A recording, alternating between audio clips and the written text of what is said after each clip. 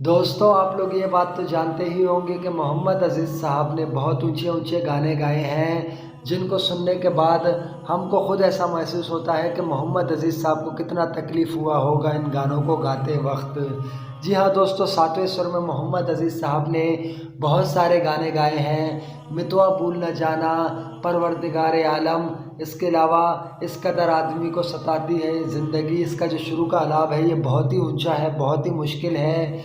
और कब तक चुप रहूँगी, इसका जो गाना है गम सहती है चुप रहती है कैसी ये लाचारी है, ये भी बहुत ही हार्ड गाना है। इसके अलावा माही मंदिर माही पूजा, ये भी बहुत मुश्किल गाना है। और एक भजन है मैं माफ़ी मांगने आया, मैं माफ़ी मांगने आया, ये गाना भी बहुत ही ज़बरदस्त है और बहुत ही ऊंचा है दोस्तों, सातवें सुर का है। इसके अलावा बहुत सारे गाने मोहम्मद अज़ीज़ साहब ने सातवें सुर में गाए थे। और दोस्तों, कई दफ़ा मोहम्मद अज़ीज़ साहब को सातवें सुर का अवार्ड भी मिला है। जी हाँ दोस्तों, ये बात बिल्कुल सच है। मोहम्मद अज़ीज़ साहब जिस ऊंचाई में गा सकते थे, कोई और सिंगर नहीं गा सकता था। और उस ज़माने में कोई भी ऐसा ऊंचा गाना होता तो म्यूज़िक डायरेक्टर मोहम्मद अज़ीज़ साहब के पास आते और मोहम्मद अज़ीज़ साहब से उस ऊंचे गाने को गवाते। बप्पी लहरी, अन्नू मलिक, लक्ष्मीकांत प्यारेलाल और बहुत सारे ऐसे म्यूज़िक डायरेक्टर हैं जिन्होंने मोहम्मद अज़ीज़ साहब की आवाज़ का भरपूर फ़ायदा उठाया है। जी हाँ दोस्तों, इतने ऊंचे ऊंचे गाने मोहम्मद अज़ीज़ साहब से गवाए हैं। उन गानों की रेंज इतना ज़्यादा होता था दोस्तों, उस रेंज पर कोई और गा नहीं सकते थे। हाई पिच में ज़्यादातर सिंगर नहीं गा सकते, हर कोई सिंगर भी नहीं गा सकता। हाई पिच पर मोहम्मद अज़ीज़ साहब गाते थे, हाई पिच पर मोहम्मद रफ़ी साहब गाते थे, हाई पिच पर शबीर कुमार जी भी गाते थे। और बहुत सारे ऐसे सिंगर हैं जो सातवें सुर पर नहीं गा सकते, हाई पिच पर नहीं गा सकते। तो आइए दोस्तों, अब मैं आप लोगों को मोहम्मद अज़ीज़ साहब का एक बहुत ही खूबसूरत इंटरव्यू सुनाने वाला हूँ।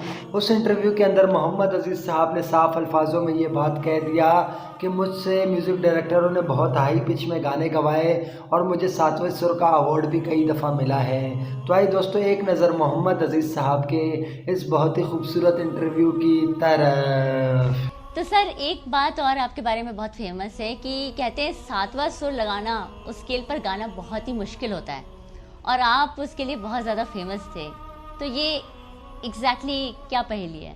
उन दिनों जो मेरे साथ जो सिंगर्स थे, कलीग्स, सभी सिंगर्स से मैं हाई पिच में गाता था, बहुत हाई पिच में। लोगों ने मुझे बहुत ऊंची ऊंची आवाज़ में ऊंचे ऊंचे गाने गवाए और मैं कहीं भी कतराया नहीं, इनकार नहीं किया और मैंने गाया।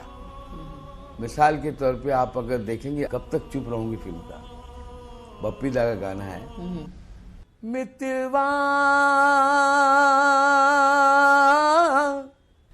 और भी ऊंचा है, मैं जरा नीचे से गा रहा हूं, भूल न जाना मुझको,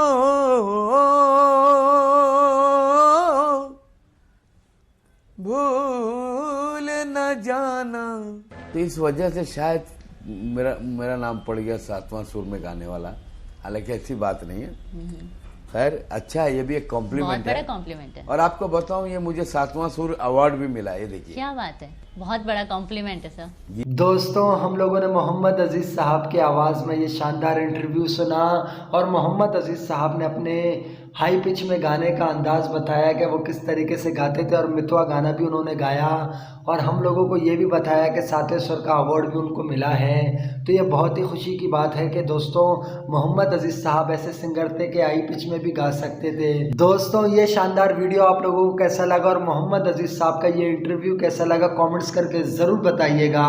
अब तक के लिए इतना ही। थैंक यू दोस्तों वीडियो वॉचिंग करने के लिए।